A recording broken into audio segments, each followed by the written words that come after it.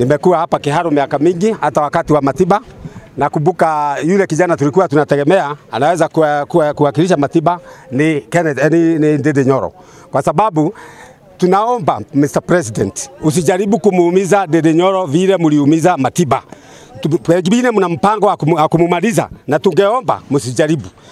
Ndindi Nyoro aliwacha kampeni yake, akazunguka naye Kenya mzima, na wakati huo hukuwa unaona ni mbaya. Tunasikia umeongea na yeye about 6 months. Hamjaongea na yeye, haujampigia simu. Unaweza kusema wewe ni mentor wake namna gani na hali hauongei na yeye. Vile vile aliondolewa kiti ya budget na wewe ndio president. Kama mkono wako haingekuwa hapo, angeondolewa namna gani na wewe usiongee. Tungetaka utuambie ukweli. Ile kitu unataka kufanya na Ndindi Nyoro ni gani?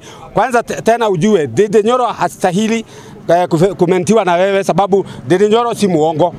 Ikiwa ni kumentiwa ni mtu kama wewe, atakuwa pathological haya kama wewe. Kwa hivyo tunakuomba uachane na Ndindi Nyoro, aendelee na kazi yake vile anavyofanya, kwa sababu yeye anafanya kazi nyingi, anaongea machache.